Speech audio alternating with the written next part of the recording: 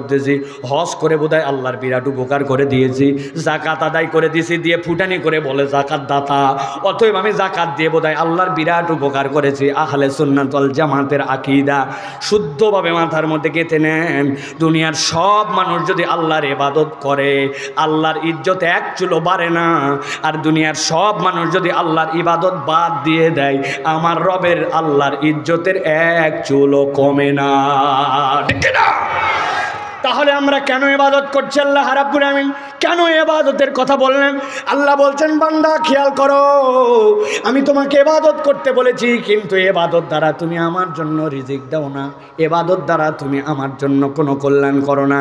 আল্লাহ clear করতেছেন, মা উরিদু মিনহুম মির রিজকিন ওয়া মা উরিদু আন ইউতঈমুন।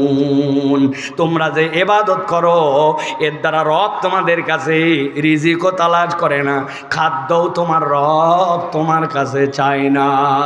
আল্লাহ অমুখাপেক্ষী, রব্বুল আলামিন তোমার কাছে কোনো কিছু প্রত্যাশা করে না। উল্টা আল্লাহ রাব্বুল আমিন এবার নিজের পরিচয় দিচ্ছেন। 4 নম্বর আয়াতে কারিমা আল্লাহ রাব্বুল আমিন বলছেন, ইন্নাল্লাহু রাজ্জাকু যুল কুওয়াতিল মাতিন।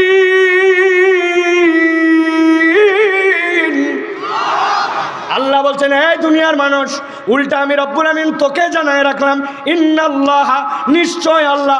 আবার আল্লাহ হুয়া ব্যবহার করতেছেন, হুয়ার রাজ্জাক, যিনি আল্লাহ তিনি রাজ্জাক, তবে যেমন তেমন রাজ্জাক নন। আল্লাহ বলছেন যুল কুওয়াতিল মাতিন, যিনি কারো দিকে মুখাপেক্ষী হন না, চূড়ান্ত শক্তিধর। দুনিয়ার সব কিছু আল্লাহ রাব্বুল আলামিনের মুখাপেক্ষী। ঠিক কি না? এখানে যারা আমরা আছি, আমি জিজ্ঞাসা করব, আপনারা একসাথে উত্তর দিবেন বুঝে থাকলে। আল্লাহ রাব্বুল আলামিন যে আমাদের রাজ্জাক, আমাদের রিজিক দাতা, এ বিষয়ে কি আমাদের কোনো সন্দেহ আছে ভাই? কিন্তু সন্দেহ না থাকলে কি হবে? এই জায়গাতে আমাদের বুঝের মধ্যে বিরাট ঝামেলা আছে। আমরা যারা আল্লাহকে রাজ্জাক বলে বিশ্বাস করলাম, স্বীকৃতি দিলাম, হিসাব করে দেখেন আপনি, আমি মনে করি, আহারে আল্লাহ দয়া আমার মাঠের মধ্যে যতটুকু জমি আছে, যে পরিমাণ আল্লাহ কামাই রুজি দিয়েছে, হয়তো খুব একটা ভালো ঘর নাই, হয়তো খুব একটা ঘরের মধ্যে আসবাবপত্র নাই, কিন্তু আলহামদুলিল্লাহ আমার কারো দিকে মুখাপেক্ষী হতে হয় না। আমার ধান চাল, আমার ভাত আর কাপড়ের আমার কোনো সমস্যা নাই।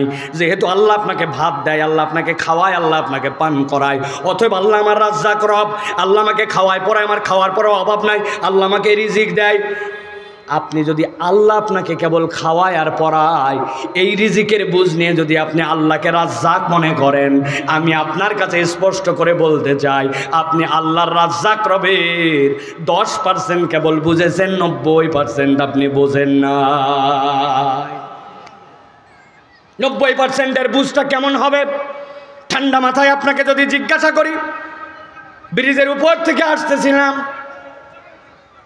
ব্রিজের উপরে একজন দাঁড়ায় আছে, গায়ের মধ্যে শর্ট পরে আছে, বগলের মধ্যে দেখি একটা লাঠি আর একটা পেঁপের ডাল, পেঁপের ডাল বগলের মধ্যে নিয়ে খালি মাথায় দেখি তাজের মোড়ে সিগন্যাল দিচ্ছে, রিক্সায় এদিক।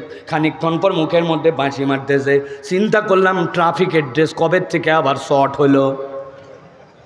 বুঝে থাকলে বলেন তো, ওই লোকের নাক আছে, চোখ আছে, কান আছে, মাথা আছে, সব আছে, গায়ের মধ্যে যে শর্ট লাগায় ট্রাফিকিং ফ্রি সার্ভিস দিচ্ছে ওই জায়গায়, ওর কথা কোনো রিক্সাওয়ালাও শোনে না, কেউ শোনে না, কিন্তু ট্রাফিকিং করে যাচ্ছে ওই লোক, নাকালা, চোখালা, হাতালা, পালা, মাথালা, কিন্তু ওই লোকটাকে নওগাঁর লোক মানুষ না বলে কি বলতেছে?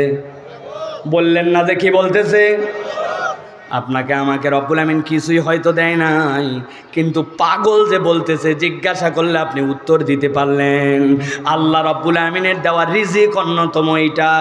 আপনি যেইটা সত্য, যেইটা স্পষ্ট, এটা চিনতে পারেন, আপনি অবাক হচ্ছেন না, কিন্তু আপনি একবার ভাবলে দেখেন, আপনার আমার ব্রেন, আপনার আমার সুস্থতা যেটা, এইটাও আল্লাহর দেওয়া, আল্লাহর পক্ষ থেকে রিজিক। ঠিক না?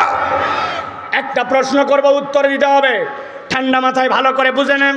আমি প্রশ্ন করব আগে একটা, পরে একটা, 2টা প্রশ্ন করব, উত্তর দিবেন আপনারা। এখানে যারা আছেন যে যারটা বলবেন, বলেন তো ভাই, আপনার নাম কি? যে যার নাম বলছেন তো, এবার বলেন তো আমার নাম কি? সাইফুল্লাহ বলছেন আপনারা। এই যে আপনাকে জিজ্ঞাসা করলাম আপনার নাম কি, ওই যে মুরব্বী সামনের থেকে নিজের নাম বলছে আলেপ, ওই মুরব্বীর বয়স 70 বছর। বাপ মায়ের পেটের থেকে বের হওয়ার পরে ওনার নাম রাখা হয়েছিল। বড় হওয়ার পরে 2-3 বছর পরে ওনার মনে হয়েছে যে হ্যাঁ এইটা আমার নাম। 67 বছর পরে, ওই যে 67 বছর আগের মেমোরি, আমি শুধু জিজ্ঞাসা করেছি আপনার নাম কি, 1 সেকেন্ড দেরি হয় নাই, আপনার উত্তর চলে আসলো। ব্রেনের মধ্যে কোন জায়গায় এটা গচ্ছিত করে রাখা আছে।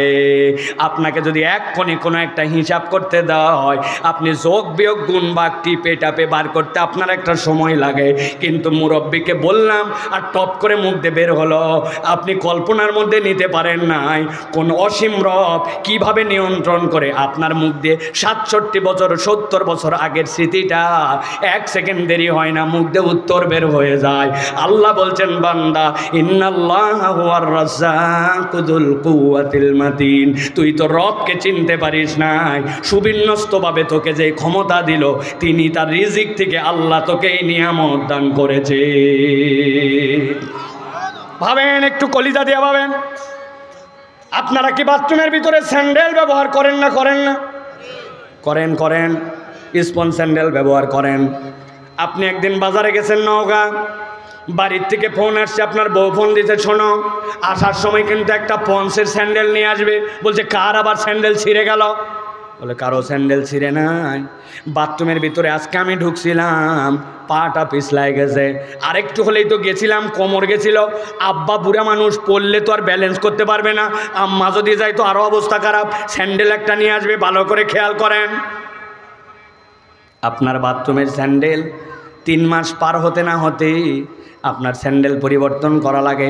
জিজ্ঞাসা করি ভাই, আপনি বাথরুমের ভিতরে যে কি দৌড়াদৌড়ি করেন? কথা বললেন না? করেন। আপনি কি বাথরুমের ভিতরে যায় কুচকাওয়াজ করেন, পিটি প্যারেড করেন, দৌড়ঝাঁপ করেন? না, কিছুই করি না। 10 ধাপ মাত্র ঘোরা লাগে। ঢুকলাম, টয়লেটে গেলাম, দাঁড়ালাম, অজু করলাম, বার হয়ে গেলাম, 10 ধাপও না। 10 ধাপ না, কিন্তু আপনার 3 মাস না যেতে আপনার স্যান্ডেলের তলা খোয়া যায়। কিন্তু একটা মানুষ তার সামগ্রিক হায়াতের 92% সময় খালি পায়ে থাকে। ধান লাগালেন খালি পায়ে, পুরা ঘর ঘুরলেন খালি পায়ে, মসজিদের ভিতরে গেলেন খালি পায়ে, ছোটোবেলার থেকে খেলাধুলা করলেন খালি পায়ে। আপনি মাত্র 8% আপনার লাইফে যদি আপনার 70 বছর বয়স হয়, আপনি তাহলে প্রায় 64 বছর পর্যন্ত খালি পায়ে ছিলেন। আর মাত্র অল্প সময় আপনি স্যান্ডেল পরে, আপনার বাথরুমের 3 মাসের স্যান্ডেল আপনার পায়ের তলায় খোয়া যায়। কিন্তু 70 বছর বয়স হলো, একটা মানুষের পায়ের তলা কখনো খোয়া গেল না। নিয়ন্ত্রণ করে করে রব যে টিকায় রাখলেন, বান্দা আল্লাহকে খুঁজে পায় না। আল্লাহ বলছেন তোর পায়ের তলায় তাকালে তুই রাজ্জাক রবকে খুঁজে পাবি। যার বয়স 70 বছর এই মাহফিলে আসলে অন্তত তার কোমর আসার কথা, নিচের থেকে খোয়া যাবে, আমার হাঁটু, ছোটগুলার গিরা। কথা বলেন। কিন্তু রব্বুল আলামিন আপনাকে কেমনে কেমনে হেফাজত করে এইভাবে আপনাকে আমাকে বাঁচায় রাখতেছেন। আল্লাহ বলতেছেন তুমি তোমার রবকে খুঁজে পাও নাই, আর আমি তোমাকে বলতেছি আমি রিজিক দাতা, কেবল ভাত আর চালে নয়, আমি তোর জন্য অসীম এক রিজিক দাতা। সুবহানাল্লাহ। এই যুবক, এই তরুণ, তুমি ইসলামের দিকে আসো না? আল্লাহর কথা তোমার পছন্দ হয় না? তুমি ভাব মারে মারে স্মার্ট হয়ে গেছো, তুমি 3 তালা চুলের কাট লাগাইছো, জিন্সের প্যান্ট পরে মনে করছো রাখ আল্লাহ রসুল, রাখ কোরআনের কথা, আমি কারো কথা শুনি না, হুজুর তোকে, এরকম ভাব নিয়ে করো। তোমার জন্য বলি ঠান্ডা মাথায় চিন্তা করো। এক ছেলে আমার কাছে আসছে, হুজুর আপনার সাথে একটা সেলফি উঠাবো। বাবাই তাড়াতাড়ি আয়, তুই সেলফি উঠাই তাড়াতাড়ি যা, তুই তো আইসিস ওই জন্য। সেলফি উঠানোর জন্য আমার কাছে আসছে, সাপ দেয়, সাপ সাপ, আরে গোড়ার মাথা, মোবাইলের ছবি ওঠে না। খানিকক্ষণ পরে দেখে মোবাইলের মধ্যে লেখা উঠছে there is insufficient memory card, if you want any new picture please delete something from your device. ছেলে বলতেছে 268 জিবি মেমোরি, মরার সময় পাইল না। হয় কিনা? আপনার 268 জিবি মেমোরি, নতুন করে একটা গজল ওঠে না, নতুন করে একটা ওয়াজ ওঠে না, আগেরগুলা ডিলিট করা লাগে। মোবাইলের মধ্যে আপনার ব্যালেন্স নাই, জায়গা নাই। হয় কিনা? কিন্তু কোনোদিন আমাদের এলাকায় এরকম বলছে নাকি আপনার কাছে, হ্যাপি বার্থডে টু ইউ চাচা, টুডে ইউ 70 ইয়ার্স ওল্ড। চাচা আজকে আপনার জন্মদিন, আজকে আপনার 70 বছর বয়স। যদি আপনি আগামীকাল থেকে if you want any new picture tomorrow please delete something from your head, your brain's memory is already full. টু টু বলছে চাচা আপনার ব্রেনে পর্যাপ্ত জায়গা নাই, যদি আগামীকালকের থেকে কিছু দেখতে চান তাহলে আপনার ব্রেনের অতীতের যেইগুলো আছে ওইগুলো ডিলিট করে ফেলেন। এইটা কোনো দিন তো বলেই নাই, বিজ্ঞান উল্টা আপনাকে আমাকে বলতেছে, if any human being alive in this universe 1000 years without a second of sleeping, he or she can spend only 5% of his brains memory. এই দুনিয়াতে একটা মানুষ যদি 1000 বছর বাঁচে, অনবরত চোখ দিয়ে দেখে, কান দিয়ে শোনে, ওই 1000 বছরে 1 সেকেন্ড যদি না ঘুমায়, আল্লাহ তার ব্রেনের মধ্যে এত পরিমাণ মেমোরি ঢুকায় দিয়েছেন, ওই ব্যক্তি 1000 বছরে মাত্র 5% ব্যবহার করার ক্ষমতা রাখে। আল্লাহ বলছেন এমন অসীম মেমোরি তোর মধ্যে ঢুকায় দিলাম বান্দা, ইন্নাল্লাহা হুয়ার রাজ্জাকু যুল কুওয়াতিল মাতিন। আল্লাহ বলছেন তুই তোর রবকে চিনতে পারিস নাই, অথচ তোর রব হচ্ছে তোর জন্য রিজিক দাতা। সুবহানাল্লাহ। একটু ভাবেন, অন্তর দিয়ে একটু চিন্তা করেন, কলিজা দিয়ে একটু ভাবেন। এই যুবক এখানে যারা আছেন হাত তুলবেন, জীবনে একবার মোটর সাইকেল চালাইছেন কারা কারা, সে নিজেরই হোক অন্যেরই হোক, হাত তোলেন। বাবারে বাবা নামান, মোটর সাইকেল চালানো তো কেউ বাদ দেন নাই। একদিন দুবলহাটির থেকে রওনা দিয়েছেন, নওগাঁ যাবেন। সন্ধ্যার পরে পরে হঠাৎ করে অর্ধেক রাস্তা না যাইতেই ওই যে ব্রিজ পার হয়ে জলিলের মূর্তি যে জায়গায়, ওইটা পার হওয়ার জায়গায় যায় দেখছেন মোবাইল আর আপনার মোটর সাইকেল আর চলে না। কিরে এই সন্ধ্যার পরে করতেছে, বিপদ তো।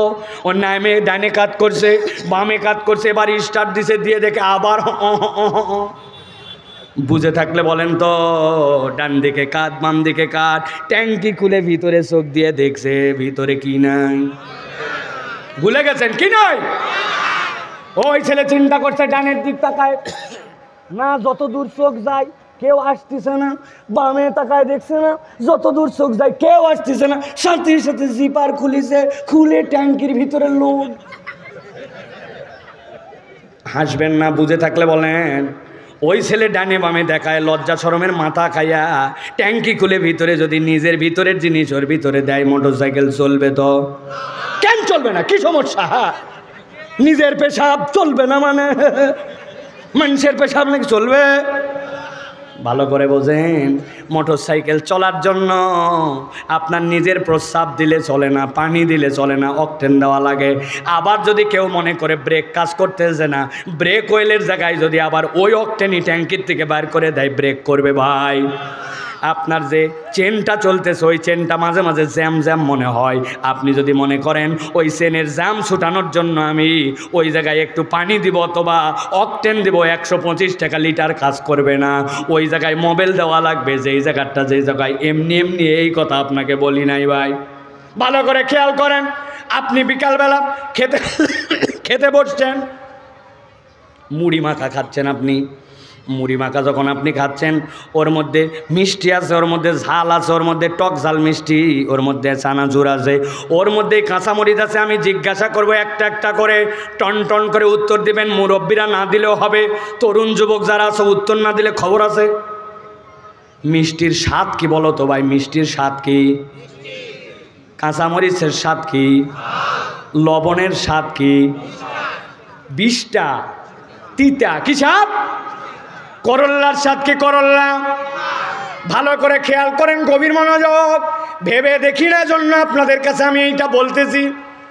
আপনি মুখের মধ্যে দিয়ে কল্লা ভাজি দিয়ে খাইছেন, কাঁচামরিচ একটা চিবায়ে খাইছেন, মুখের স্বাদ বাড়ানোর জন্য একটুখানি লবণ জিব্বার মধ্যে নিয়েছিলেন, খাবার শেষে আবার ঝালের ডোজ বেশি হয়ে গেছে, এই জন্য কাঁচা কল্লাও একটা মুখে দিয়ে খাইছেন। একই পেটের মধ্যে মিষ্টি ঢুকাইছেন, তিতা ঢুকাইছেন, একই পেটের মধ্যে সবগুলো আপনি ঢুকালেন, কিন্তু একবার ভেবে দেখলেন না ওই পেটের মধ্যে যাওয়ার পরে আপনার চোখের জন্য কাজ আলাদা, আপনার কিডনির জন্য কাজ আলাদা, আপনার হার্টের জন্য কাজ আলাদা।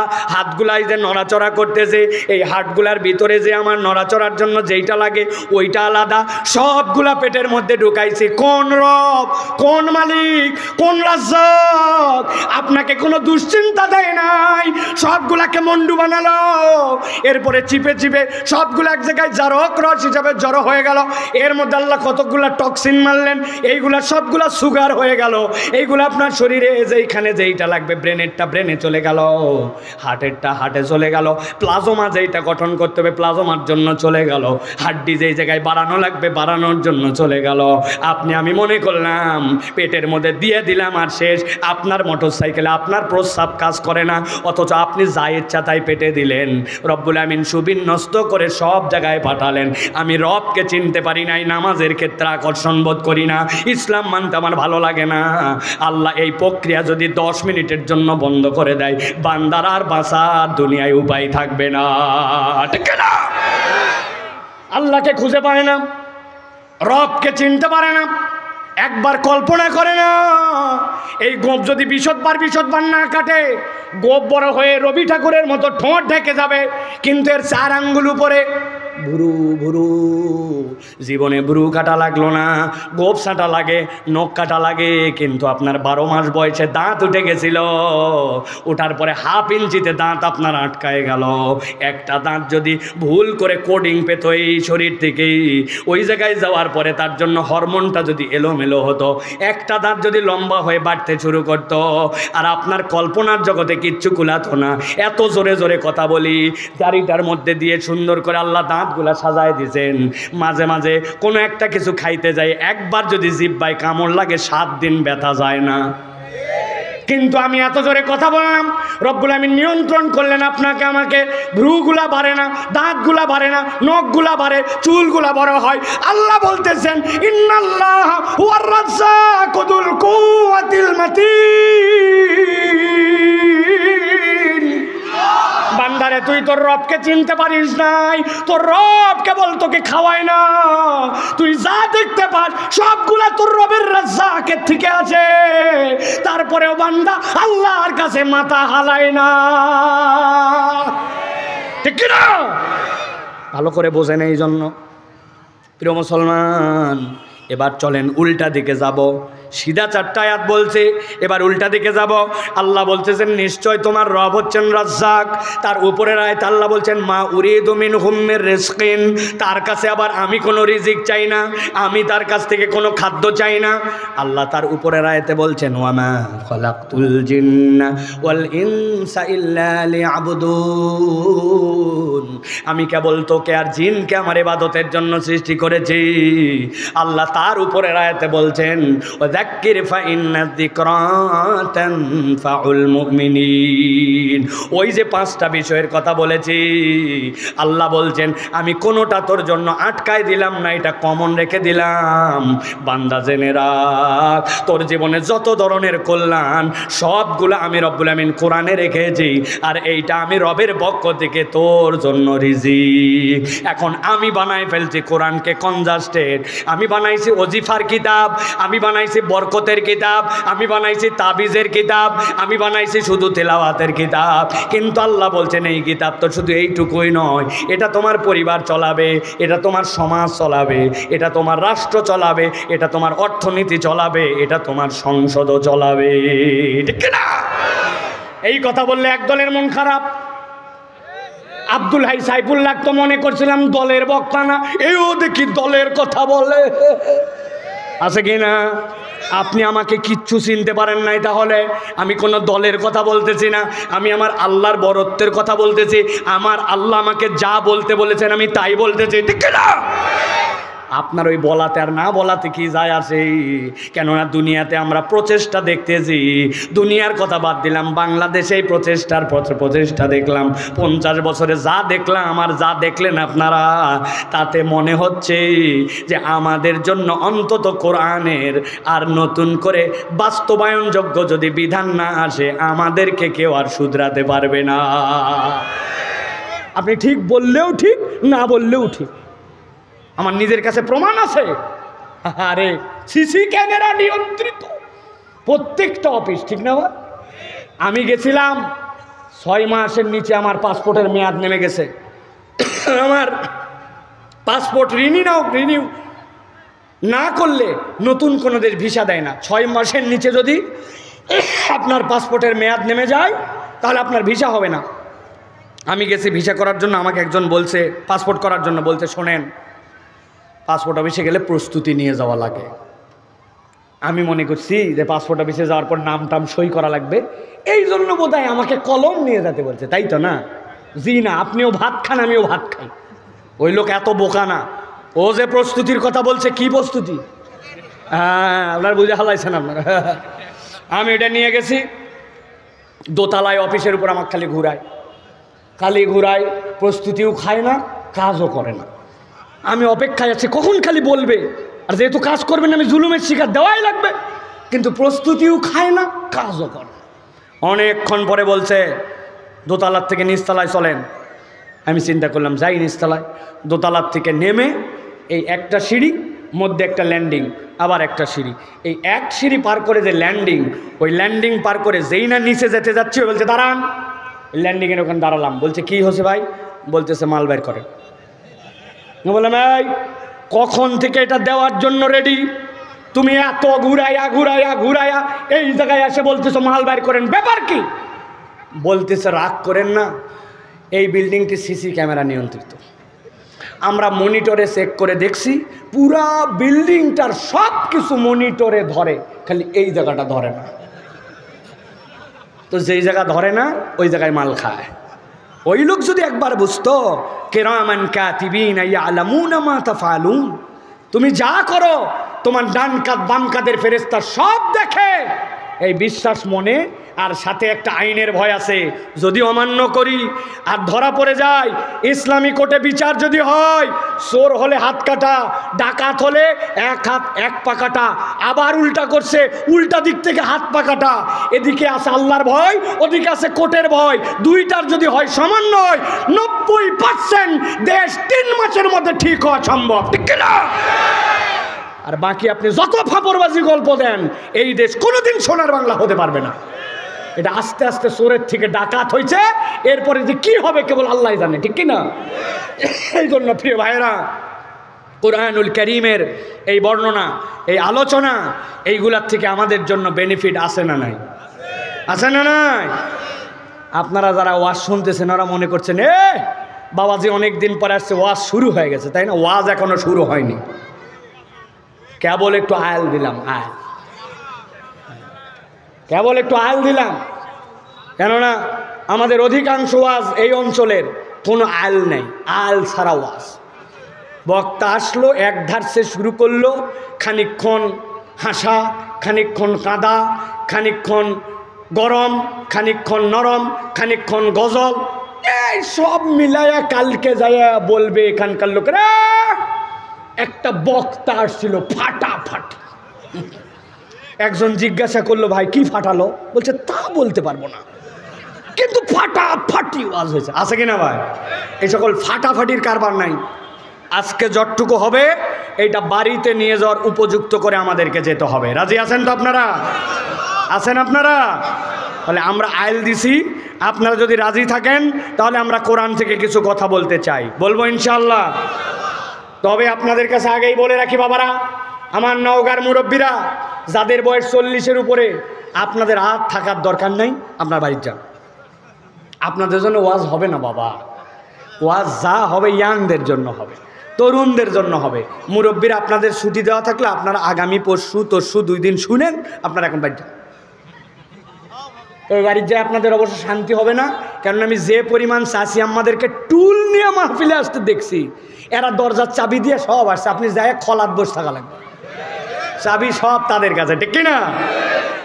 এই জন্য আমরা তাহলে কোরআন থেকে দীর্ঘ সময় নয় অল্প কিছু কথা শুনতে চাই। রাজি আছেন আপনারা? কারা কারা আছেন দেখে 2 হাত উঁচু করেন। হাত তুলছেন? হাত নামান, হাত নামান। হাত সবাই উঠাবেন না আল্লাহর ওয়াস্তে, মেহেরবানি করে। আমি সবার হাত উঠা কেটে চাই না, কারণ আমাদের অনেকেরই গিরিজে প্রবলেম আছে, মোবাইলে প্রবলেম আছে। বাড়ির দরজা খোলার সময় দেখবেন দরজা খুলতেছে, দরজায় মোবাইল নাই, গিরিজ নাই, খুলতেও শব্দ, লাগাতেও শব্দ। আছে কি না? শব্দ হয় দরজায়, কবজার ডিস্টার্ব। এখন এখানে অনেকের আছে, মনে করছে নিজে বোধহয় মোবাইল পাল্টায়, কবজায় বোধহয় নিজে তেল দেয়, এই জন্য হাজার বলার পরেও হাত খুলতে পারে না। যাদের কবজায় সমস্যা নাই, তেল মোবাইলে প্রবলেম নাই, খালি তারা হাতগুলা টান টান করে তুলবেন, বাকিদের তোলার দরকার নাই। একসাথে টান টান করে সোজা দুই হাত, সোজা দুই হাত হয়েছে, সোজা হয়েছে, হাত সোজা হয়েছে। লাস্ট একটা কষ্ট দিব, হাত নামান। লাস্ট এই কষ্টটা হচ্ছে, এবার হাত তুলবো আর ডানে বামে তাকায় দেখবো কারা কারা হাত তোলে নাই। ঠিক আছে না ভাই? পারবো না ইনশাল্লাহ? অনেকেই আছে চাদরের ভিতরে হাত ঢুকেছে। চাচা একটু হাতটা সোজা করেন। ও চাচা হাতটা একটু সোজা করো বাপ। বাবা হাত সোজা বলে এরকম এরকম, এই কি? এবার আমরা ডানে বামে তাকায় দেখবো ইনশাল্লাহ। রাজি আছে না ভাই? দেখি এবার একসাথে হাত সোজা করেন। এবার দেখেন, তাকায় দেখেন কারা কারা তুলতে পারে নাই। ওই যে আমি একটা দেখতে পাচ্ছি দাঁড়ায় আছে শাটালা চাচা, ওই যে এরকম করে হাত বাঁধে। কি ব্যাপার? হাত সোজা করেন। হ্যাঁ, কেবল হাত তুলছে। শক্ত করছেন সবাই, সোজা করেন, সোজা সোজা সোজা, টান টান করেন, পেছন দিকে টানা দেন, পিছনে জোরে জোরে, পেছনে। এবার সোজা করেন, সামনে দেন, মাশাআল্লাহ, সোজা করেন। এবার সোজা, এবার একটু ডানে দেন, মাশাআল্লাহ, এবার একটু বামে দেন। এবার হাতটা একটু সোজা করেন, গলাটা একটু পরিষ্কার দেন। এই বামে যারা আছেন, গলা পরিষ্কার ভালো করে হচ্ছে না, ফাঁকি মারেন না। এই যে হুডি চাচা, সবুজ কালারের জামা, ইয়ো হাত তোলেন, দুই হাত, হাত সোজা করেন। সোজা করছেন, গলা পরিষ্কার দেন, আরো ভালো করে একটু গেছেন। ওই যে দাঁড়ায় আছেন, হাত ওঠে নাই আপনার, চেক চেক চেক চেক জামা পাঞ্জাবি, আপনি আপনি আপনি জি, পিছনে তাকান না, জি হাত তোলেন। হ্যাঁ কেবল হাত তুলছে। হাত সোজা হইতো সবার, গলা পরিষ্কার হয়েছে। এবার হাতটা একটু নড়াচড়া দেন, জোরে জোরে জোরে জোরে জোরে, মাশাআল্লাহ। হাত এবার সোজা সোজা সোজা। এবার বুক বরাবর নেন, এই বরাবর। হ্যাঁ, এবার বাকি ওয়াজ এইভাবে শুনবেন। কেউ যদি উল্টা পাল্টা করে আবার সোজা। রেডি সবাই? এবার আমরা আকাশ বাতাস মুখরিত করে একটা তাকবীর দিতে চাই। পারবেন ইনশাআল্লাহ? বুঝেন কিন্তু এই রকম তাকবীর দুবলহাটির ইতিহাসে প্রথম দিনের মাহফিলে হয় না। একটু ভিডিও করে রাখেন চিত্রটা। আপনারা বহুত পোস্ট করেন ফেসবুকে, কিন্তু আপনারা মাহফিলের পোস্ট দেন না, আমরা দেখি, লজ্জা লাগে না? একটা প্যান্ডেলের ছবি তুলবেন, একটা লোকের ছবি তুলবেন, একটা নিজস্ব সেলফি তুলবেন। আলহামদুলিল্লাহ আজকে কোরআনের এখান থেকে আলোচনা হয়েছে, একটা বার্তা মানুষের কাছে যাবে, এই কোরআনের পক্ষে কথা যাবে, তাহলে এইটা আপনার জন্য একটা সোয়াবের কারণ হতে পারে। ঠিক না? যুবকরা পারবে না ইনশাল্লাহ? হাত রেডি করছেন সবাই? আমি যখন বলবো লিল্লাহে তাকবীর, তখন আপনারা হাত উপর দিকে ছুড়ে দিয়ে বলবেন আল্লাহু আকবার। পারবেন ইনশাল্লাহ? পারবেন তো সবাই? বুঝেন কিন্তু অনেকেই আছে পারবে না। আমি দিনাজপুরে এক মাহফিলে গেছি ভাই, এমন পাম দেওয়া দিছি, আল্লাহর জন্য একটা তাকবীর দিতে হবে, দিন ইসলামের পক্ষে, কোরআনের পক্ষে, শয়তানকে পরাজিত করতে বাংলার জমিনে লাল পতাকার মাঝে কালেমার পতাকা ওড়ে পাম পাম দিয়ে তাকবীর দিছি, লিল্লাহে তাকবীর। সামনে এক মুরব্বী ছিল, উত্তর দিছে আল্লাহ। ওই দিন বুঝছি ভাই, পাম দিয়া কাম। আপনার মনের মধ্যে যদি ওই আকর্ষণ না থাকে, পাম দিয়ে কাম হবে না। যত পাম দেন ও হচ্ছে টায়ার লিক। ঠিক না ভাই? এখন আপনারা একটা তাকবীর দিতে পারবেন ইনশাআল্লাহ? যারা পারবেন তারা বলেন আল্লাহুম্মা আমিন, আর যারা পারবেন না তারা আগের থেকেই বলে দেন আল্লাহুম্মা আমিন। আছে রেডি সবাই? হাত রেডি করছেন? আমি আস্তে করে বলবো লিল্লাহে তাকবীর, আর আপনার হাত ছুড়ে দিয়ে সমস্বরে আল্লাহকে খুশি করার নিমিত্তে বলবেন আল্লাহু আকবার। রেডি সবাই? দেখে এটা তাকবীর দেন, লিল্লাহে তাকবীর, লিল্লাহে তাকবীর। আল কোরআনের আলো, আল হাদিসের আলো, তোমার নেতা আমার নেতা, আলেম ওলামা যেখানে, আল্লাহর আইন যেখানে, লিল্লাহে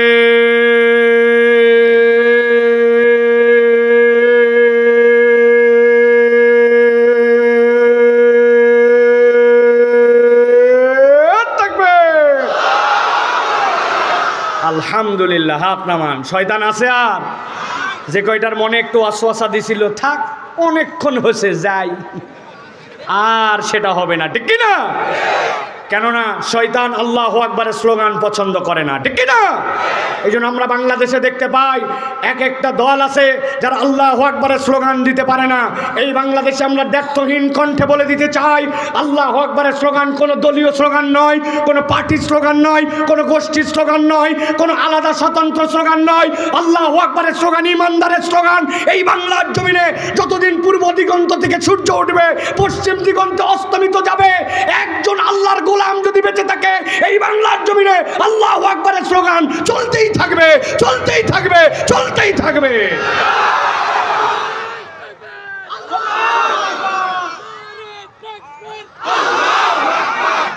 আল্লাহ আমাদেরকে কবুল করবেন, আল্লাহুম্মা আমিন। তাহলে আমরা কিছু কথা শুনতে চাই। সামনে রমাদান, ওই রমাদানকে টার্গেট করে আমি সর্বোচ্চ আপনাদের কাছে 4টা আয়াতে কারিমার আলোকে আমরা সংক্ষিপ্ত একটা বার্তা নেওয়ার জন্য চেষ্টা করব। এই বার্তা নিয়ে আমরা বাড়িতে চলে যাব। সকলে বলেন ইনশাআল্লাহ। কেউ কোনো ফাঁকি মারবেন না তো? বলেন ইনশাআল্লাহ। চলেন তাহলে আমরা বিতাড়িত শয়তান থেকে আশ্রয় প্রার্থনা করে সমস্বরে কোরআনুল কারীমের মধ্যে প্রবেশ করি। সকলেই একদম কার্পণ্য ঝেড়ে সবগুলো বলিষ্ঠভাবে সকলে আমার সাথে পড়েন, আউযু বিল্লাহি মিনাশ শাইতানির রাজিম, বিসমিল্লাহির রাহমানির রাহিম।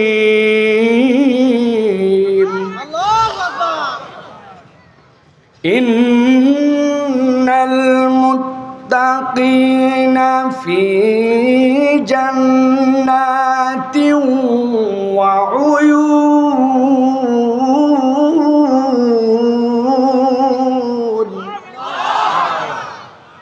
উদখুলুহা বিসালামিন আমিনিন,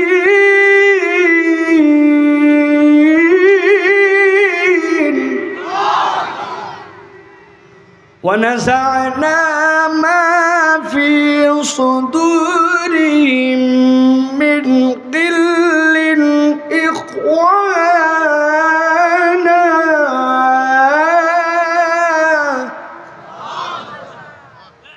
আল্লাহ রাব্বুল আলামিন বলছেন, গভীর মনোযোগে দিলের মধ্যে ঢুকান।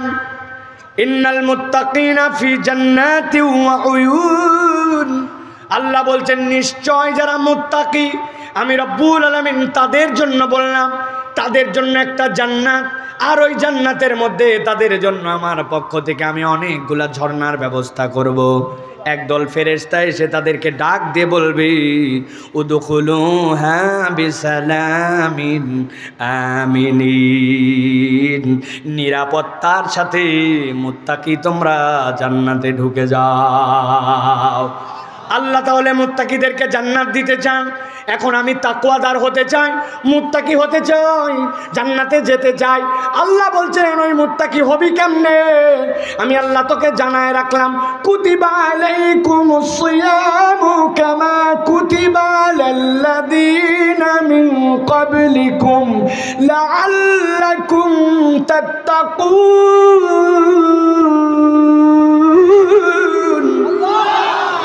আল্লাহ বলছেন যেই সিয়াম আমি আমার হাবিবকে দিলাম, ওই সিয়াম, ওই রোজা আমি আদম আলাইহিস সালাম থেকে শুরু করে ঈসা আলাইহিস সালাম পর্যন্ত দিয়েছিলাম।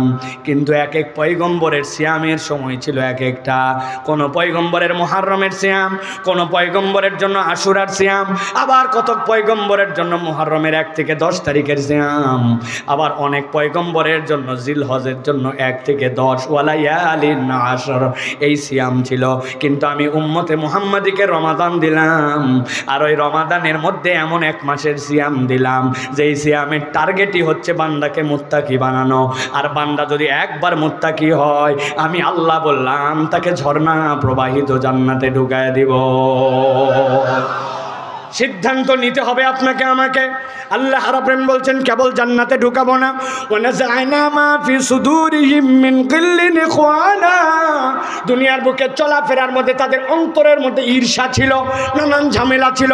আমি রব্বুল আমিন জান্নাতে যদি একবার নেই, আমি তাদের ঈর্ষাগুলা দূর করে তাদেরকে ভাই ভাই বানায় দিব।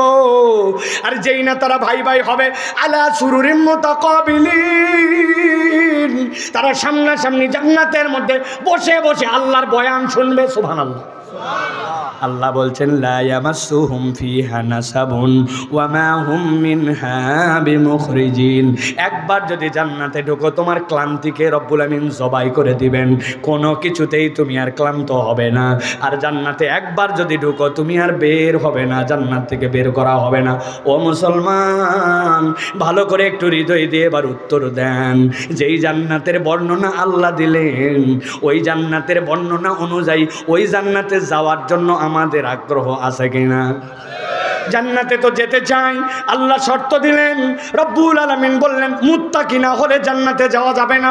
নিজের বুকের দিকে হাত তাকায় দিয়ে বলেন, আসলে কি আমরা আল্লাহর দপ্তরে নিজেদেরকে মুত্তাকি হিসাবে উপস্থাপন করতে পারবো ভাই? বড় বিপদ, বড় বিপদ। জান্নাতেও যেতে চাই, আবার আমল নামার দিকে তাকাইলে মুত্তাকি আমাদের নিজেদেরকে বলতে পারি না। আমার রব যেন এইটা জানেন। এই জন্য আল্লাহ নবীকে বলতেছেন, নবী বলেন আপনার উম্মতকে বলেন, নাব্বি ইবাদি আন্নী আনাল গফুরুর রহিম। বান্দাকে খবর দিয়ে দেন, বান্দা যেন ঘাবড়ায় না যায়। বান্দা যখনই জান্নাতে যেতে যাবে আর তাকওয়ার পথ অবলম্বন করতে যাবে, একবার যদি সে রবের কাছে ফেরত আসে, আল্লাহ বলছেন আমি রবকে সে ক্ষমাকারী আর দয়াবান হিসাবে পেয়ে যাবে। সুবহানাল্লাহ। আল্লাহ বলছেন নবী আরো বার্তা দেন। কি বার্তা দিবেন? ও আমার বান্দা, তুই না জান্নাতে যেতে চাস, কিন্তু তুই কি দুইটা কাজ করবি না?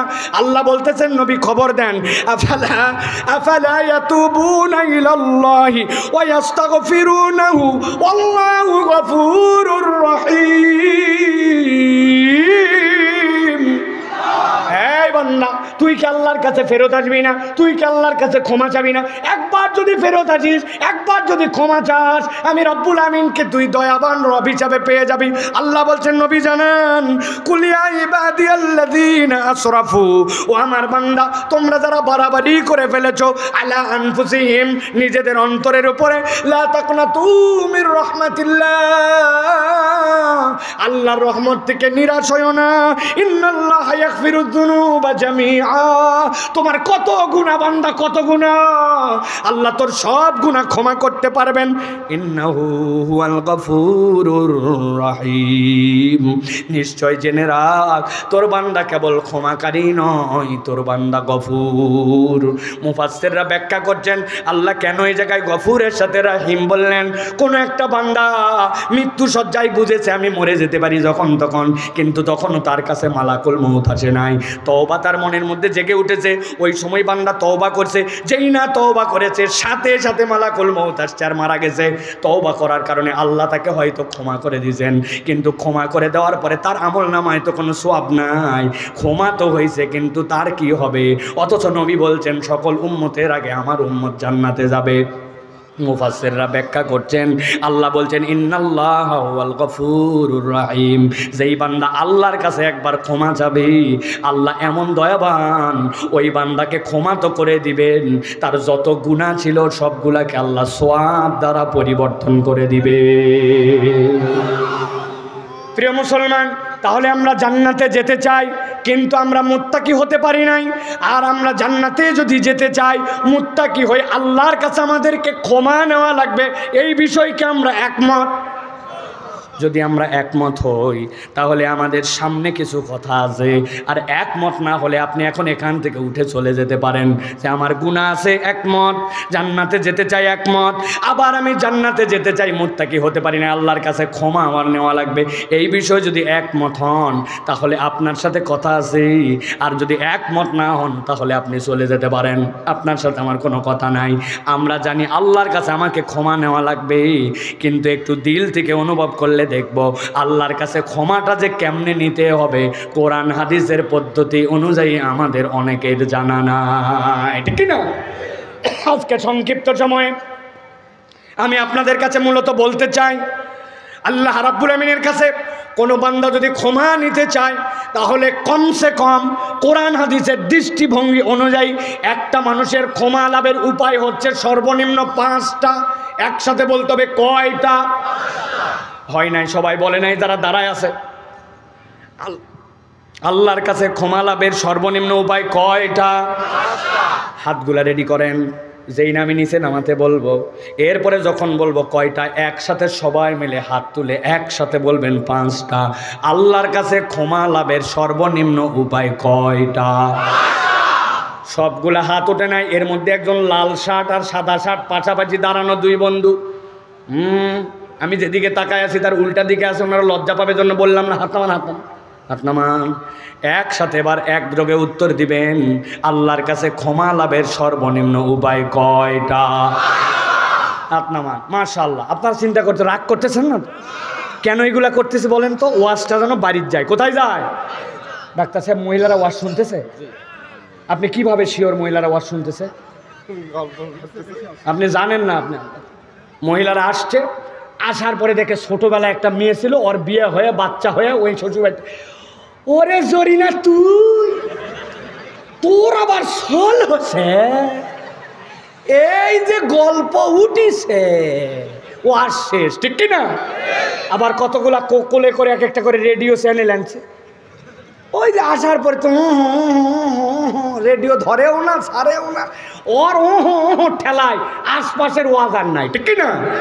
অধিকাংশ মহিলা আগ্রহী আছে বহু দূর থেকে, কিন্তু কোনো ওয়াজ শুনে যায় না, গপ্প গুজব করে চলে গেল। আজকে আপনাকে ওয়াজ শুনে যেতে হবে, ঠিক না? আমরা আপনাকে দেখতে পাচ্ছি না, কিন্তু আপনি আমাদেরকে দেখতে পাচ্ছেন। একটা মহিলা হাত নামায় রাখবেন না। ক্ষমা পুরুষকেও পাইতে হবে, মহিলাকেও পাইতে হবে। বলতে হবে ক্ষমা লাভের সর্বনিম্ন উপায় কয়টা?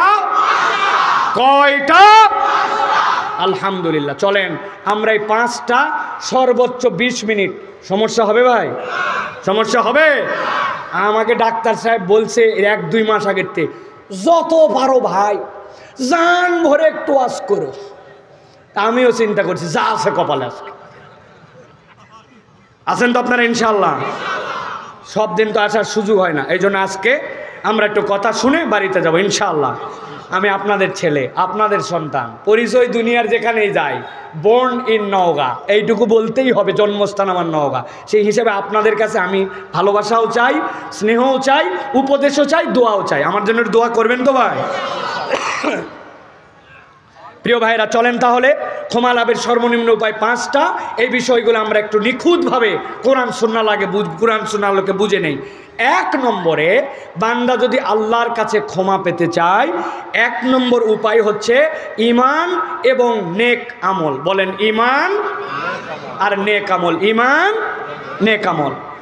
ভালো করে খেয়াল করেন, আল্লাহ রাব্বুল আমিন বলছেন কোরআনের 48 নম্বর সূরা ফাতহ, সূরা ফাতহের 29 নম্বর আয়াতের মধ্যে আল্লাহ বলছেন ওয়া'আদাল্লাহুল্লাযীনা আমানু ওয়া আমিলুস সালিহাতি মিনহুম মাগফিরাতাও ওয়া আজরান আযীমা। আমার আল্লাহ বলছেন, ও দুনিয়ার মানুষ, তোমরা বান্দারা বান্দার সাথে ওয়াদা করো, কিন্তু ওয়াদা ভুলে যাও। আব্বা বাড়িতে আসার সময় আমার জন্য একটা চিপসের প্যাকেট আনবে, আর আমার জন্য একটা মেহেরবানি করে চকলেট আনবে। বাপ বাড়িতে আসার সময় কি যে হয়েছে, আর চিপসের প্যাকেট আনতে মনে নাই অনেক সময়, এরকম হয় কিনা? বউকে বলছে, শোনো, এবার খালি ধান উঠুক আর এবার বেতন পাই, তোমার যে অনেকদিন একটা দামি শাড়ির স্বপ্ন, এবার তোমার টাঙ্গাইলের দামি শাড়ি তোমার কিনে না দিলাম, বাপের বেটা না। কিন্তু বউ ভুলে গেছে, স্বামীও তালে তালে ভুলে গেছে। ওয়াদার কথা অনেক সময় মনে থাকে, অনেক সময় বান্দা ভুলে যায়। কিন্তু রব্বুল আমিন বলছেন, তোর রবের জন্য ওয়াদা করা লাগে না রে বান্দা। ইন্নাকা লা তুখলিফুল মিআদ ফাআলুল লিমা ইউরিদ। যা ইচ্ছা তাই যিনি করতে পারেন, এবার তিনি বলতেছেন আমি তোমার কাছে ওয়াদা করলাম। কি ওয়াদা করতেছেন? আল্লাহ বলছেন ওয়াদাল্লাহ, আল্লাহ নিজেই ওয়াদা করতেছেন, আল্লাযীনা আমানু, তোমাদের মধ্যে যারা ঈমান আনবে, আর ঈমান আনার পরে বসে থাকে না। ওয়া আমিলুস সলিহাত, ওই ঈমান আনার পরে বান্দা যখন নেক কাজ করে, মিনহুম মাগফিরাতাও ওয়া আজরান আযীমা, আল্লাহ বলছেন আর কিচ্ছু করতে হবে না, তোর ঈমানের সাথে নেক কাজ যুক্ত হলে আমি আল্লাহ অটোমেটিক তোর গুনাহ কেবল মাফ করব না, জান্নাতে তোর সাথে দিদার দিয়ে দিব। এখন আমরা তো বলছি ঈমান আমাদের আছে, কিন্তু নেক আমল আমাদেরকে, আমলে সলেটা আমাদেরকে, অনেকের বুঝ আমাদের কাছে ক্লিয়ার না। অনেকেই ভাবতেছেন আলহামদুলিল্লাহ 5 ওয়াক্ত নামাজ পড়ি, রমজানের রোজা রাখি, হজ ফরজ হয়েছিল হজও দিছি, হজ করছি, যাকাত আদায় করে দেয়, আমি নেক আমল করে আসি, মাশাআল্লাহ। আমি আপনার কাছে কনসেপ্টটা পরিষ্কার করার জন্য, বোঝানোর জন্য বলতে চাই, আপনার নামাজ রোজা হজ যাকাত এইগুলা একটাও আপনার জন্য নেক আমল নয়। কি সাংঘাতিক কথা হুজুর, নামাজ রোজা হজ যাকাত নেক আমল নয়, এ আবার কেমন কথা? আপনাকে বোঝানোর জন্য বলছি, ভালো করে বোঝেন। আপনার ছেলে যদি কোনো পরীক্ষায় 33 মার্ক পেয়ে পাস করে যায়, আপনি কি তাহলে ওই ছেলেকে কখনো বলেন নাকি গোল্ডেন এ প্লাস পাইছে? কি বলেন? 33 মার্ক আপনাদের এলাকায় কি মার্ক? Pass mark. কি মার্ক? ওই ডাক্তার সাহেব বলছে টাইনে টুনে পাস, কি পাস? এখন এক লোক আমার কাছে ধরেন আসছে, আইসে বলছে হুজুর রহমতুল্লাহ, হুজুর আপনার খুব মহব্বত করি, আপনি একটা গোল্লা খান। রহমতুল্লাহ, এতগুলা মুসল্লির সামনে আমি গোল্লা কিভাবে খাবো? বলছে খান হুজুর, বড় আশা করে আপনার জন্য গোল্লা আনতে। বলছে ভাই খাবো বুঝলাম, তুই এত সারতেছিস কেন বলতো? বলছে আর বলেন না হুজুর, আমার একটা ছেলে ছিল, ওই ছেলে এবার 33 মার্ক পেয়ে পাস করে গেছে, এই জন্য আমি বিরাট খুশি। রহমতুল্লাহ কি বলবে তাকে? বলবে তুই যেরকম বলো তোর বেটাও বলো, ঠিক কিনা? কোনো রকম টেনে টুনে পাস করছে, এটা আবার জানান দে, গোল্লা খাওয়ানোর কি আছে, ঠিক কিনা? ভালো করে বোঝেন ভাই, ইসলামকে যদি আপনি একটা স্কুল মনে করেন, ইনস্টিটিউট মনে করেন, ওই ইসলামে আল্লাহ নবী বলছেন বুনিয়াল ইসলাম আলা খামসিন, ইসলামের 5টা বেনা আছে, এর মধ্যে একটা নামাজ, একটা রোজা, একটা হজ, একটা যাকাত, একটা শাহাদা। আপনার যদি নামাজ রোজা হজ যাকাত না থাকে ফরজ হওয়ার পরেই, তার মানে আপনার ইসলামের স্কুলে পাস মার্ক নাই। যার জীবনে পাস মার্ক নাই, ওই লোকের নামই ইসলামের মধ্যে নাই। তাহলে যেই আমল না করলে ইসলামের মধ্যেই থাকা যায় না, বুঝে থাকলে বলেন তো ওই আমল কি আমলে চলে? আমলে চলে, কিন্তু ওটাই একমাত্র আমলে চলে না। এখানে অনেক যুবক আছে আমাদের এখানে, বুক ফুলায় গরম দিয়ে বলে নামাজ না পড়তে পারি, ঈমান ঠিক আছে। আছে কিনা ভাই? যদি আপনারা আমাকে সাহস দেন আর একটা ওয়াদা করেন, তাহলে আপনাদের কাছে আমি একটা গল্প বলবো। বলবো? সাহস দিছেন ভালো, কিন্তু একটা শর্ত আছে, যেই গল্পটা বলবো আজকের মাহফিলে উপস্থিত নাই এরকম একজন মানুষের কাছে এই গল্পটা করা লাগবে। রাজি আছেন? কথা বলেন, রাজি আছেন? চলেন তাহলে গল্প শুরু করি। পাকিস্তানে এক ওস্তাদ 10 বছর তার এক ছাত্রকে পড়াইছে। পড়ানোর পরে বলছে, বাবারে অনেক দিন তোকে পড়ালাম, তুই খালি আমাকে প্রশ্নের পরে প্রশ্ন করে গেছিস। কোরআনে বলছে ফাসআলু আহলাদ যিকরি ইন কুনতুম লা তা'লামুন, তুমি যদি না জানো, যে জানে তার কাছে জেনে নাও। তুই তো বহুত কিছু আমার কাছে শুনলি, আজকে তোর কাছে আমি একটা প্রশ্ন করব, উত্তর দেওয়া লাগবে। ছেলেটা ঘাবড়ায় যায় নাই, বলছে ওস্তাদ আপনি শিখাইছেন, জানা থাকলে উত্তর দেব, ভুল হলে আপনি ধরাই দিবেন, বলেন আপনার কি প্রশ্ন, আমি উত্তর দেওয়ার জন্য রেডি আছি। ওস্তাদ জিজ্ঞাসা করছে, বলতো বাপ, দুনিয়াতে নামাজ পড়ে না কারা?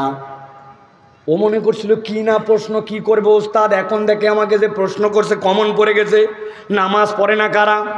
ওই ছেলে বলতে, ওস্তাদ আমার ক্ষুদ্র গবেষণায় দেখেছি দুনিয়াতে নামাজ পড়ে না 3 শ্রেণীর লোক। কয় শ্রেণী? জোরে বলার দরকার নাই, কিন্তু আস্তে হলেও মুখ দিয়ে বলেন, কয় শ্রেণী? বলছে বল 1 নম্বরকে। ওই ছেলে বলতেছে, ওস্তাদ 1 নম্বর নামাজ পড়ে না, আমার গবেষণায় যতটুকু বুঝেছি, যেই ব্যক্তি অজ্ঞান অথবা পাগল, পাগল অথবা অজ্ঞান নামাজ পড়ে না, ঠিক কিনা? পাগল কি নামাজ পড়ে? পড়লে উল্টা পাল্টা পড়ে, আর অজ্ঞান লোকে তো হুঁশি নাই, ওর আবার নামাজ কি, ঠিক কিনা? 1 নম্বর তাহলে অজ্ঞান অথবা পাগল। দারুণ উত্তর দিছিস বাপ। এবার বলতো 2 নম্বরকে। বলছো ওস্তাদ আমার দৃষ্টিভঙ্গিতে 2 নম্বর নামাজ পড়ে না যেই ব্যক্তি মারা গেছে। মরা মানুষ নামাজ পড়ে? তাহলে যেই ব্যক্তি মরে গেছে ওই নামাজ পড়ে না, মরা মানুষের আরও নামাজ পড়া লাগে। দারুণ বলছিস তো। 1 নম্বর পাগল অথবা অজ্ঞান, 2 নম্বরে মরা, 3 নম্বর কে রে? বলতেছে ওস্তাদ 3 নম্বর নামাজ পড়ে না তারা অমুসলমান যারা। এবার আপনাদের কাছে জিজ্ঞাসা করব, একটা একটা করে উত্তর দিতে হবে, একটা মুখ বন্ধ থাকবে না। আমি জোরে নিতে চাই নাই, কিন্তু বলতে হবে। 1 নম্বরে নামাজ পড়ে না কারা? আরেকবার বলেন। 2 নম্বরে নামাজ পড়ে না কারা? মারা গেছে যারা। বলেন 2 নম্বরে নামাজ পড়ে না কারা? 3 নম্বরে নামাজ পড়ে না কারা? অমুসলমান যারা। বলেন 3 নম্বরে নামাজ পড়ে না কারা? এবার আপনাদের কাছে আমি জিজ্ঞাসা করব, ইয়েস অথবা নো দিয়ে আপনারা উত্তর দিবেন। এখানে কাছে দূরে ছেলে মেয়ে আশপাশ দাঁড়ায় বসে যারা আমরা আছি, আমরা এখানে যারা আছি, আমরা কি ভাই পাগল অথবা অজ্ঞান? উত্তর দিতে হবে, পাগল অথবা অজ্ঞান। 2 নম্বরে আমরা এখানে যারা আছি, আমরা কি মরা? এখানে আমরা যারা আছি, আমরা কি অমুসলমান? ফাঁসে গেছেন। আগামীকালকে সকালবেলা একটার সাথে দেখা হয়েছে, দেখা হওয়ার পরে দেখছেন নামাজ পড়া নাই, বলছেন তুই মরা। বলছে 1 থাপ্পড় দিব। মরা মানুষ কথা বলতে পারে নাকি? হ্যাঁ হ্যাঁ। ও তাহলে ঠিক আছে, তাহলে তুই পাগল অথবা অজ্ঞান। বলছে দাঁতের মারি কিন্তু থাকবে না পাগল বললে, যা বলিস বল, কি চার পাগল? হ্যাঁ। বলছে ঠিক আছে, তাহলে তুই মরাও না, তুই পাগলও না, তাহলে নিশ্চয় তুই অমুসলমান। বলতেছে একবারে কান পাশি গরম করে দিব, ব্যাকল কোথাকার। আমার বাপ মুসলমান, আমি মুসলমান, সেন খুলে দেখাবো নাকি? তাহলে তুই যে নামাজ পড়লি না, যদি তুই নামাজ না পড়িস, এই 3 দলের একটার মধ্যে তোর হওয়া লাগবে, হয় মরা, না হয় অমুসলমান, না হয় পাগল অথবা অজ্ঞান। এর বাহিরে তো তোমার নামাজ ছাড়া থাকতে পারো না। অতএব তুমি এর বাহিরে আসো, প্রমাণ করতে চাইলে তোমার নামাজ পড়া লাগবে, ঠিক না? এই গল্প কি একজনের কাছে শোনানো যাবে? ওয়াদা করছেন আপনারা, ঠিক আছে কিনা? আমার আল্লাহ রাব্বুল আলামিন বলছেন, ওয়াদাল্লাহুল্লাযীনা আমানু ওয়া আমিলুস সালিহাতি মিনহুম মাগফিরাতাও ওয়া আজরান আযীমা। আমি আমার বান্দাদের মধ্যে যারা ঈমান আনবে আর আমলে সালেহ করবে, আমলে সালেহ মানে নামাজ রোজা হজ যাকাত তো আছেই। আমার বান্দা মসজিদে একটু 5 মিনিট আগে চলে গেছে, যাওয়ার পরে আমার বান্দা বসে যায় নাই, 2 রাকাত দুখুলুল মসজিদ নামাজটা খুব এহতেমামের সাথে পড়েছে। বান্দার সময় একটু আছে, অজু করার পরে 2 রাকাত নামাজ পড়েছে। বান্দা ধান কাটতেছে, কোনো কাজ নাই, কিন্তু ওই সময়ও সুবহানাল্লাহ সুবহানাল্লাহ বলতেছে। আমার বান্দাটা ওজিফা বানায় নিয়েছে, সারাদিনে 100 বার ইস্তেগফার পড়ে। আমার বান্দাটা নামাজের পরে টপ করে ওঠে না, ওজিফাগুলা সবগুলা তেলাওয়াত করে। যুবকেরা মিলে সিদ্ধান্ত নিয়েছে, মসজিদটা তো অনেক মুয়াজ্জিন আর খাদেম সাহেব পরিষ্কার করে, আমরা 10 বন্ধু মিলে একটা হারপিক কিনে, আমরা ব্রাশ কিনে ঝাঁটা নিয়ে মসজিদের অজুখানাটা সাফ করে দিব। ওয়ালের মধ্যে মাহফিলের পোস্টার লাগাতে লাগাতে শেষ করে দিচ্ছে, ঘুষে ঘুষে মসজিদগুলা পরিষ্কার করে দিব। রাস্তার পাশ দিয়ে যেইগুলা জায়গা আছে, একদিন একটু উদ্যোগ নিয়ে রাস্তার পাশগুলা সাফ করে দিব। কোনো একটা মানুষ বিপদে পড়ে গেছে, তাকে দেখতে একটু ছুটে চলে যাব। কোনো একটা মানুষের টাকা দরকার, 10টা টাকা দিয়ে হলে হাওলাত করব। আল্লাহ আমাকে যেই সুযোগ দিয়েছেন, আমি সেই সুযোগ থেকে একটুখানি ভালো কাজ করার জন্য চেষ্টা করব। বান্দা যখন ঈমান আমলের পরে নামাজ রোজা হজ যাকাতের সাথে ক্ষুদ্র ক্ষুদ্র ভালো কাজ করতে শুরু করে, আল্লাহ ওই বান্দার গুনাহ খাতাগুলা অটোমেটিক মাফ করে দেন। সুবহানাল্লাহ। তাহলে আমাদের বেছে বেছে নেক কাজ করতে হবে, খুঁজে খুঁজে নেক কাজ করতে হবে। চায়ের দোকানে বসে আড্ডা দিয়া, চায়ের দোকানে বসে গীবত করে, কথায় কথায় মিথ্যা বলে আমার আমল নামা বরবাদ করার কোনো সুযোগ নাই। আমাকে খুঁজে খুঁজে খুঁজে খুঁজে ভালো কাজের দিকে যেতে হবে। কিছু না পারলেও কেউ যদি হাঁচি দেয়, আলহামদুলিল্লাহ শুনলে ইয়ারহামুকাল্লাহ বলতে হবে। জানাজা একটা হাজার ব্যস্ততার মধ্যেও শরীক হওয়ার জন্য চেষ্টা করতে হবে। আল্লাহ দেখবেন আমার বান্দা ঈমান আনার পরে আমার নির্দেশ ফরজগুলা তো মানেই, সাথে নফল কাজ করার জন্য আমার বান্দা চেষ্টা করে। আল্লাহর এই বান্দার প্রচেষ্টা দেখে আল্লাহ তার নগদ নগদ যত সগীরা গুনাহ আছে ক্ষমা করে দিবে। 1 নম্বর তাহলে ঈমান আর নেক আমল মনে থাকবে তো? 2 নম্বরে আল্লাহ বলছেন বান্দা যদি আল্লাহর কাছ থেকে ক্ষমা পেতে চাই 2 নম্বর উপায় হচ্ছে আল্লাহর কাছে ক্ষমা চাওয়া লাগবে। ক্ষমা যদি না চান আপনি, রব্বুল আলামিন আপনাকে ক্ষমা করেন না। আল্লাহ কি বলছেন খেয়াল করেন, সহজটার মনে হচ্ছে কিন্তু গভীর কথা ভিতরে লুকায় আছে। আল্লাহ রাব্বুল আলামিন বলছেন ওয়ামাই ইয়ামাল সুআন, তোমাদের মধ্যে থেকে কেউ যদি কোনো অপরাধ করে, খারাপ কিছু করে, আও ইয়াজলিম নাফসাহু, অন্তরের প্রতি জুলুম করে ফেলেছে, সুম্মা ইস্তাগফিরিল্লাহ, এরপরে আল্লাহর কাছে ইস্তেগফার করেছে, ইয়াজিদিল্লাহ গফুরান রহিমা, ওই বান্দা আল্লাহ রাব্বুল আলামিনকে ক্ষমাকারী দয়াবান হিসাবে পেয়ে যাবে। তার মানে বান্দা যদি আল্লাহর কাছে ইস্তেগফার করে, ক্ষমা চায়, আল্লাহ ওই বান্দাকে ক্ষমা করে দেন। সুবহানাল্লাহ। বলবেন হুজুর এটা আবার কোনো বিষয় হলো নাকি? কিন্তু এর মধ্যে বিশাল বিষয় জড়িত আছে। আপনি আমি যদি একটুখানি তাকাই, আপনি আমি আল্লাহর কাছে যেমনে ইস্তেগফার করি, যেমনে ক্ষমা চাই, ওইটা স্বয়ং অনেক সময় একটা বেয়াদবি, গুনাহ হয়। বুঝেন নাই জন্য সবাই চুপ করে গেছে। আসসালামু আলাইকুম ওয়া রাহমাতুল্লাহ, আসসালামু আলাইকুম ওয়া রাহমাতুল্লাহ, আল্লাহুম্মা আমিন। আসেনি ভাই, আর একটু আসতে বলেন, আসেনি ভাই। ইমাম সাহেব কি বলছে এর মধ্যে? রব্বানা যালামনা আনফুসানা ওয়া ইল্লাম তাগফির লানা ওয়া তারহামনা লানাকুনান্না মিনাল খাসিরিন। আল্লাহ তোমার কাছে কেবল দয়া চাই, ভিক্ষা চাই, তুমি যদি আমাকে ক্ষমা না করো, তুমি যদি রহম না করো, আমি নিশ্চয় ধ্বংস হয়ে যাব। কিন্তু বলার স্পিড কত মাইল! মানে ভাব শখ করে মনে হচ্ছে আল্লাহর সাথে একটা হুড়াপাড়া লাগাইছে, বেয়াদবি লাগাইছে। ইমাম সাহেবের কথা বাদ দিলাম, ইমাম সাহেবের আবার কিসের দোষ, কিন্তু ব্যক্তিগত নামাজের অবস্থা তো আরো খারাপ। বাপ দেওয়া আছে কিনা? কেন এটাকে বেয়াদবি বললাম? আপনি একটু হিসাব করেন, একটু হিসাব করেন। আপনি বৃদ্ধ হয়ে গেছেন, আপনার একটা এখন বয়স্ক ভাতার জন্য সার্টিফিকেট লাগবে। বয়স্ক ভাতার সার্টিফিকেট কে দেয় ভাই? চেয়ারম্যান। বলেন না, চেয়ারম্যানের কাছে গেছেন, চেয়ারম্যান সাহেব আমার একটা সার্টিফিকেট লাগবে। চেয়ারম্যানের যেই পিয়ন বলছে দাঁড়ান, ভিতরে লোক আছে, বাইরে হোক, তারপরে যায়েন। হ্যাঁ আব্দুল গফফর চাচা যান, আপনার এখন চেয়ারম্যান ডাকছে। আপনি চেয়ারম্যানের ভিতরে গেছেন, আপনার কি লাগবে? বয়স্ক সার্টিফিকেট। আপনি যাই চেয়ারম্যানকে আসসালামু আলাইকুম চেয়ারম্যান সাহেব, আমার একটা বয়স্ক সার্টিফিকেট দরকার, আমার কিন্তু আর কাজ করতে হবে না, আগের মতো মেহরবানি করে দ্রুত আমার জন্য সার্টিফিকেট ব্যবস্থা করতেন। গেলাম, আসসালামু আলাইকুম। চেয়ারম্যান বলছে ধর তো, ধর তো, কে রে, ধর ধর। কথা বলেন। আপনার ছেলে একটা চাকরি দরকার, অনার্স পাস করছে, ভালো রেজাল্ট করছে, এমপি সাহেব চাকরি দিবে।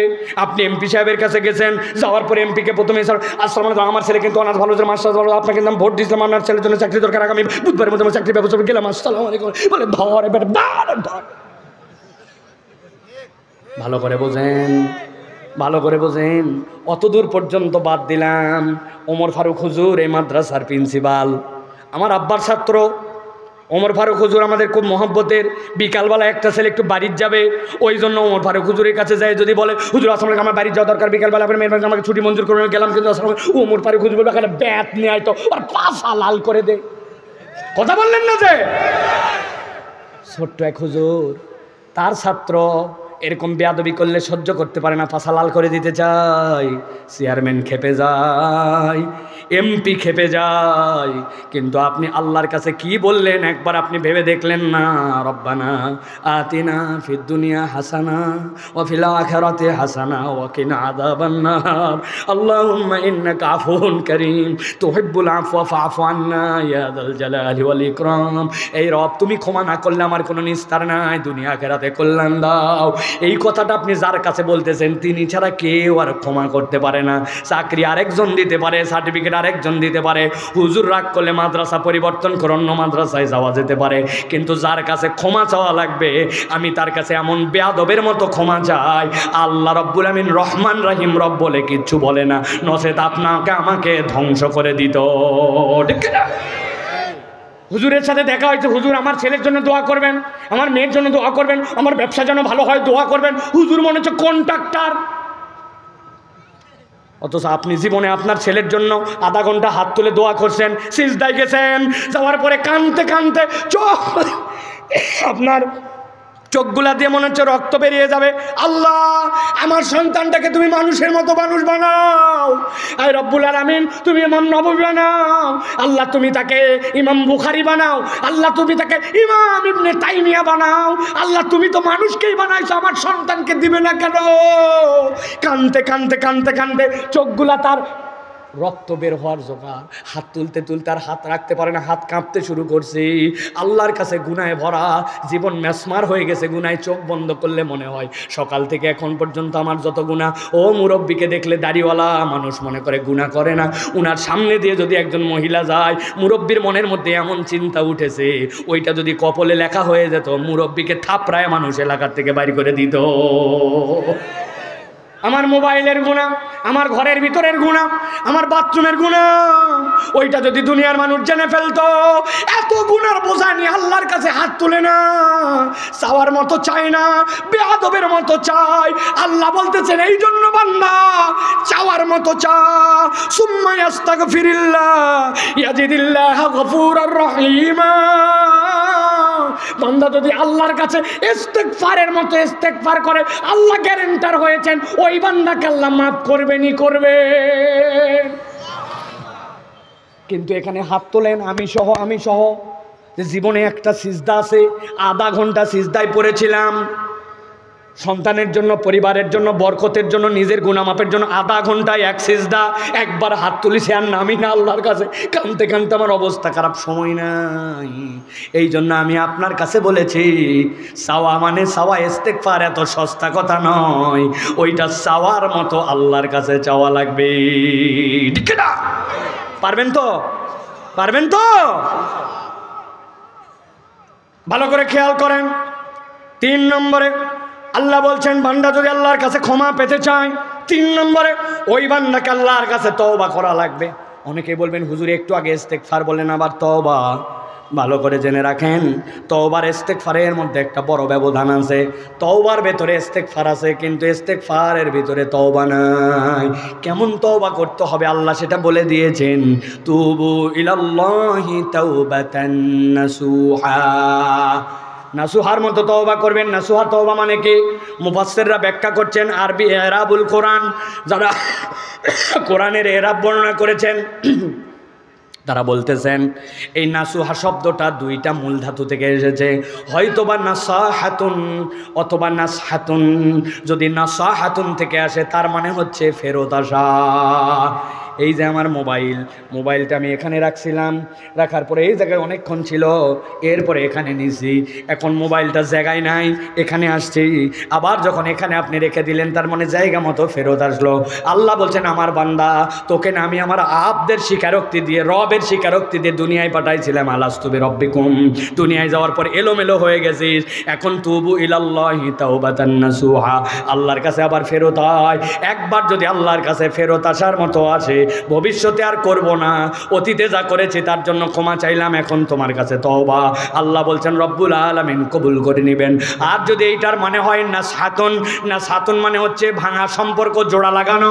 নওগাঁ অঞ্চলে কোনো মার যদি প্রসূতি মা হয়, তার নানিরা দেখবেন অথবা তার শাশুড়িরা ওই বৌমায়ের জন্য, বাচ্চার জন্য কাঁথা সেলাই করে। কাঁথা সেলাই করে কি দিয়া?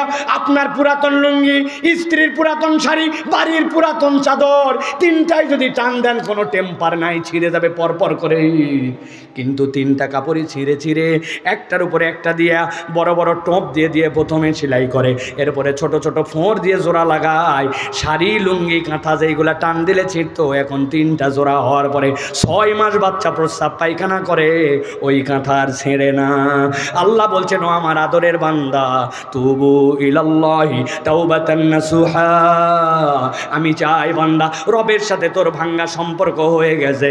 আল্লাহ বলছে নামাজ পড়, তুই পড়িস নাই, মিথ্যা বাদ দে, মিথ্যা করে বলেছিস, গীবত ত্যাগ করে, কিন্তু গীবত হয়ে গেছে, ঘাবড়াস না। ভাঙা সম্পর্কটা আল্লাহর সাথে একবার জোড়া দে। আল্লাহ বলছেন কেউ যদি ভাঙা সম্পর্ক জোড়া দেয়, আমি আল্লাহ রাব্বুল আলামিন কি করি তার জন্য? ওয়া হুয়াল্লাযী ইয়াকবালুত তাওবাতা আন ইবাদিহি ওয়া ইয়াফু আনিস সাইয়্যাত ওয়া ইয়ালামু মা তাফআলুন।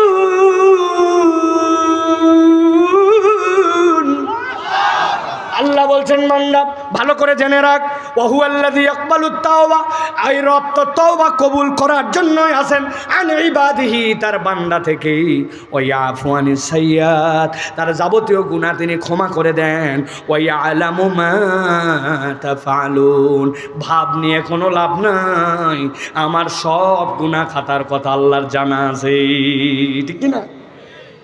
ঠিক হয়ে গেছে এখন।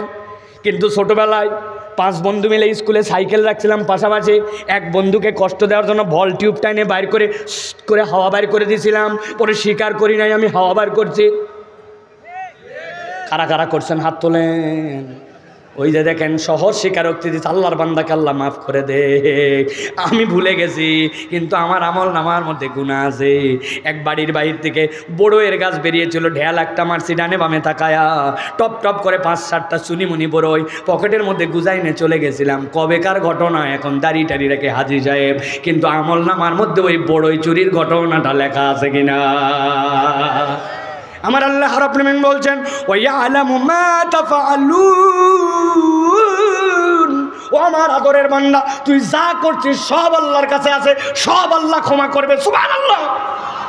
শুধু আল্লাহর কাছে একবার ফেরত আয়, একবার কাছে একবার আল্লাহর কাছে তওবা করে দে। 4 নম্বরে আল্লাহ বলছেন, ওই বান্দাদেরকে আমি ক্ষমা করব। সংক্ষেপে বলে দেই 2টা। 4 নম্বরে হচ্ছে তাকওয়া অর্জন।